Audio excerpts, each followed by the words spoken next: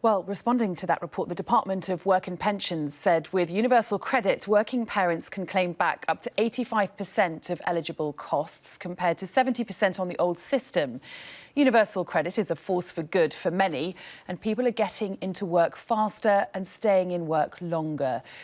Recent budget changes also mean an extra £2 billion will be directed to the poorest families.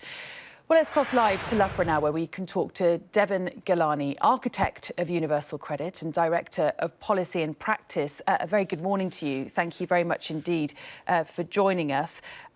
Universal Credit, a force for good for many, it's been described as, but it's certainly not being described like that by some of its recipients.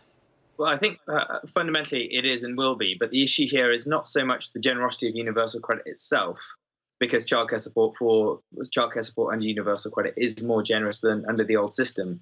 Fundamentally, as with most of the issues that universal credit is facing at the moment, is to do with how the benefit itself is paid.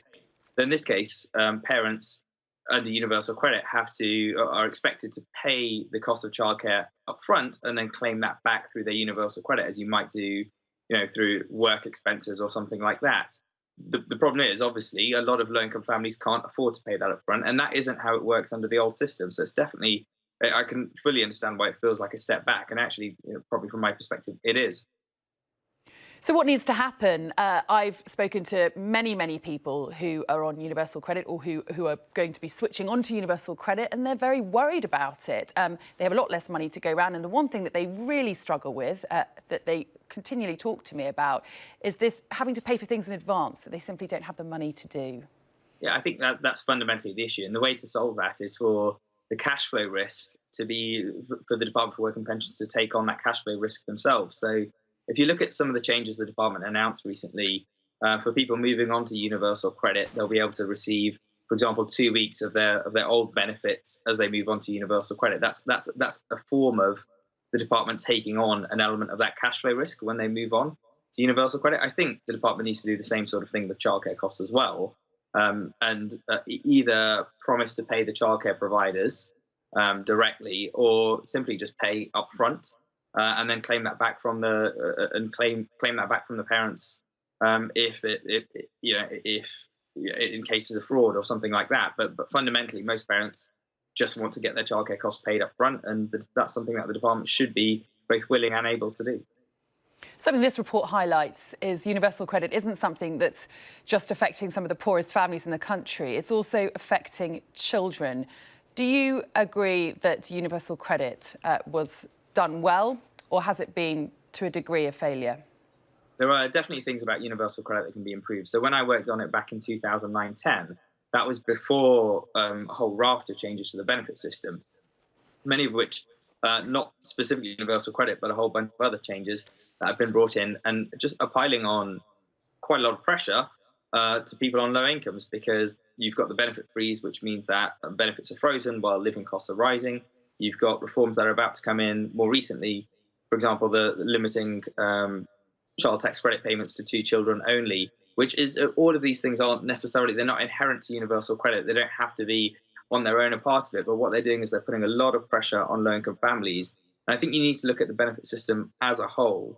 With universal credit in particular, it is to do fundamentally with how universal credit's paid. And I think the biggest thing, a lot more flexibility around how payments are verified, how claimants are able to sort of make sure that they get their universal credit paid quickly and on time, has got to be at the heart of it. Right now, so Policy and Practice works with frontline organisations and helps to support those that support fundamental people on benefits.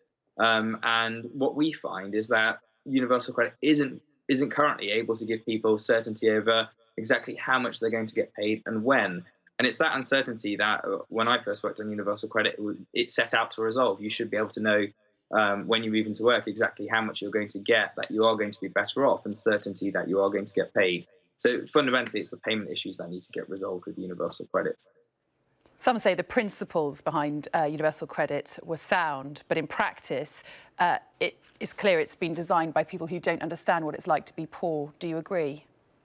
I think that's not fundamentally the driver. The driver is that universal credit's been born in an environment where every single step has been taken to try and take money out of the system.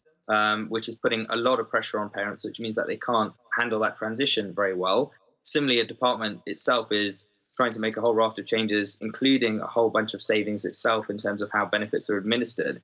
And it's this kind of pressure that was put on the system fundamentally largely by the previous chancellor. That's starting to be unwound now. You're starting to see more money go back into universal credit much more recently, and I think probably more needs to happen in that direction.